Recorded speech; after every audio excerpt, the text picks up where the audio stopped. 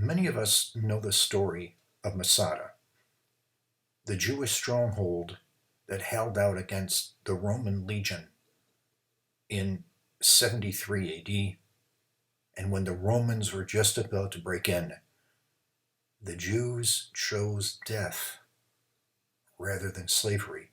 And 967 men, women, and children committed suicide rather than lose their freedom. But did you know that there was a story bigger and more important that happened 5 years earlier in the Jewish Revolt in the north in the Golan Heights? The place was called Gamla, next to the Sea of Galilee. And I call it the other Masada. Let me take you on a virtual tour. Okay, so we're at the lookout now, and you can see Gamla. That's Gamla, and at the base of Gamla that's where the Romans broke in. By the way, the Roman 10th Legion is up here on this hill over here, and they have to run down the valley and then run up. The wall is running this way. The wall is running right over there and then going down. So Vespasian has a pretty tough fight ahead of him. So what we're going to do is we're going to walk down. I'll get you to the walls, and we'll talk about what happens there. Let's go.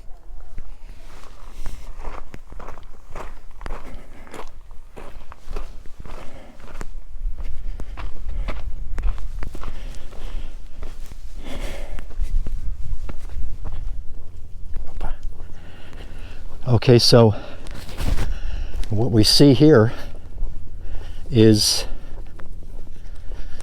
we've climbed down a fairly difficult path to get here, but what I want to show you is there's a wall that I'm pointing to right now, a tower, sorry, and that goes down all the way that way and then cuts east. So Josephus writes that there were 5,000 defenders, and whenever you read Josephus, always take off a zero. That's my policy. But this is where the Romans actually break through. So there's a Roman, it looks like a big crossbow, but I believe it's called a ballista. Let's take a look at it. And what this does is shoot arrows and small stones. And you can see the stones here that were used, and actually when this was excavated in the 80s, those are the actual stones that were used. So that's a recreation of one, and we're going to walk over to the entrance here, and this was the city gate. Now Josephus gives a fairly got to be careful here while I'm filming and walking, a fairly graphic description, but he wasn't here. While this was going on, Josephus was on the other side of the Sea of Galilee, and he was actually commanding the northern forces, but little did the people know that Josephus was all the time plotting, how can I get out of this situation? So this is the main gate here, but this is not where they broke in. At least I don't think so. They broke in near the tower, and we're going to walk in. You can see the remains of the wall here. There's the remains of the wall. There's the tower. And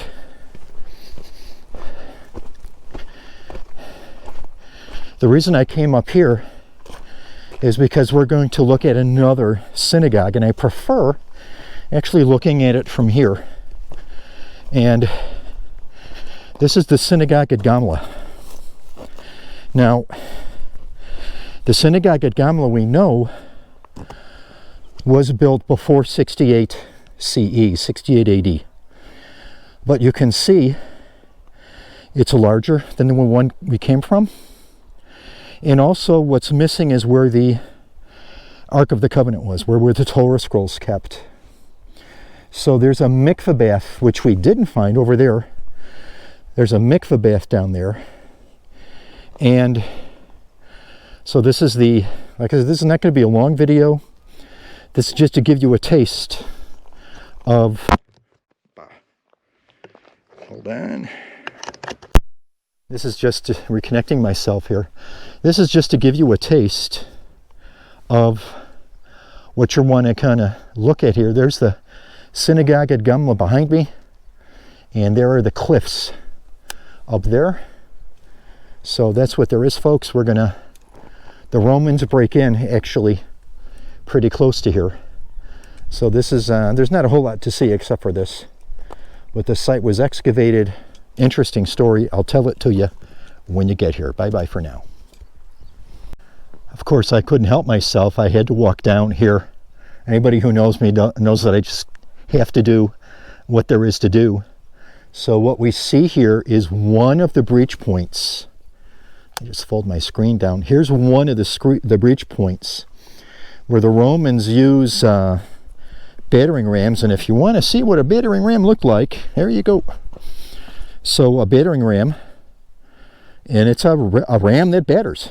And the Romans actually, and you can see when they got here, they actually were being showered with arrows and stones. And those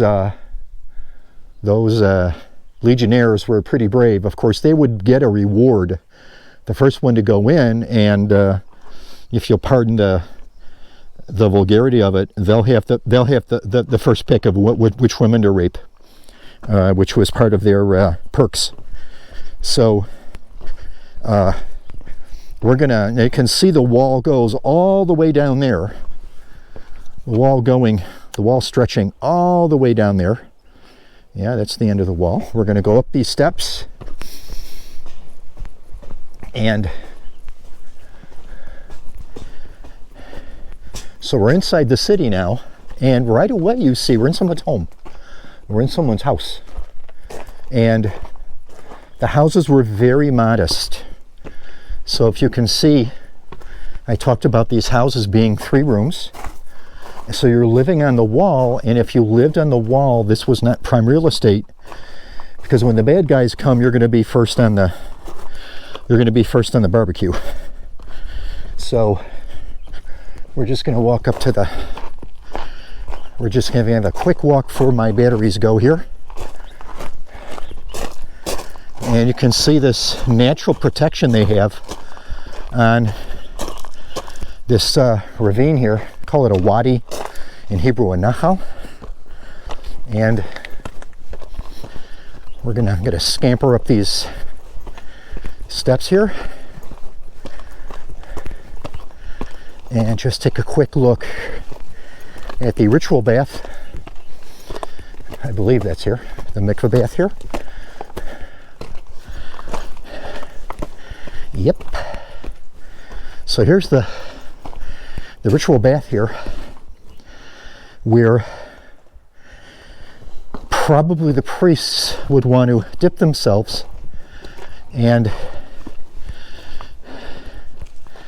here's the entrance to the synagogue. Now, Jerusalem is in back of us.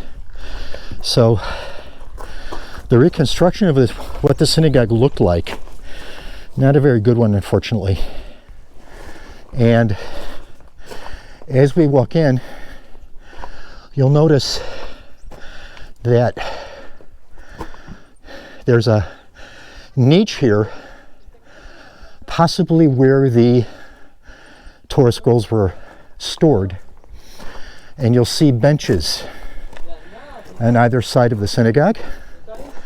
And you can see their modern day ultra-Orthodox Jewish fellow there. The heart-shaped columns that would have held up the roof. We just don't know if men and women pray together. Like I said, we don't know a whole lot. And then what we have in this area outside the synagogue, or I should say part of the synagogue complex, we have here, and this is called the Beit Midrash. This is a study hall. And you can see it's not very big.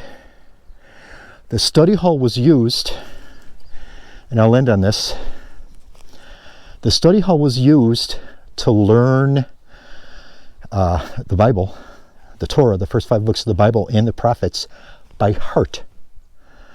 So when you think about it, you know, you had people back then who were mostly illiterate, but they're sitting down here, putting to memory the learning. So you have to remember, can you read and write?